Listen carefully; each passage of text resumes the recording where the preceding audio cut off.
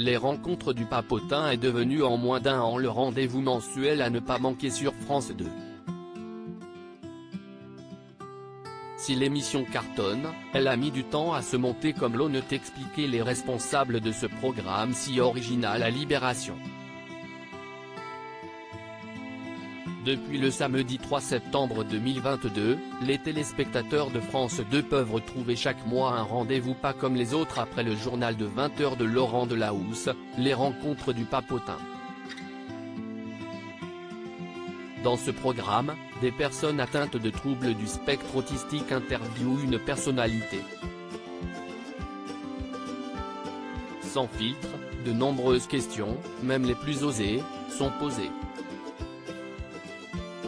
Avant l'émission avec Virginie Efira qui sera diffusée ce samedi 4 mars, le public a déjà pu découvrir les confidences de Gilles Lelouch, Julien Doré ou encore Camille Cotin, sans oublier l'interview très remarquée du président Emmanuel Macron. 3 ans de mise en place à l'origine des rencontres du Papotin, il y a un journal papier intitulé Le Papotin qui a vu le jour dans les années 90. Si l'émission apparaît sur nos écrans depuis la rentrée 2022, le projet a mis réellement 3 ans à se mettre en place, puisqu'il y a eu quelques ratés. Les réalisateurs Olivier Nakache et Eric Toledano n'ont cependant pas baissé les bras en allant jusqu'au bout de leur volonté d'adapter cela en une émission télévisée.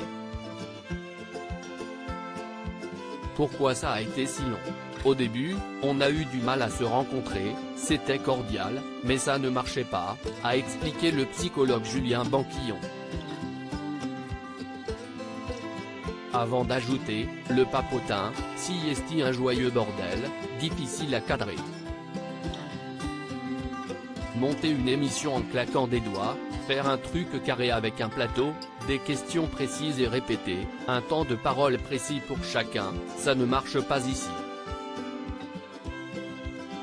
Tout le monde ou rien du tout pour adapter le format, plusieurs propositions ont été faites comme réduire l'effectif des intervenants.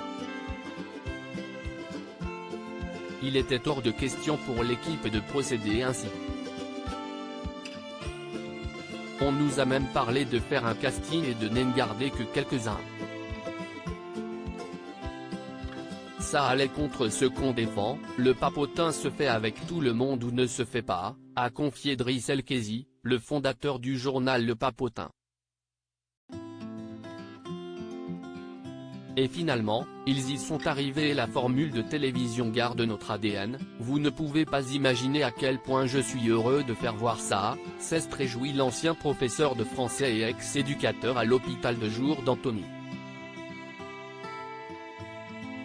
Une formule qui fonctionne à merveille pour le plus grand bonheur des concernés, mais également pour les téléspectateurs que le concept séduit de plus en plus. Article écrit en collaboration avec 6 médias. À lire aussi les rencontres du Papotin, Virginie Efira raconte que son premier mariage était désapprouvé par son père.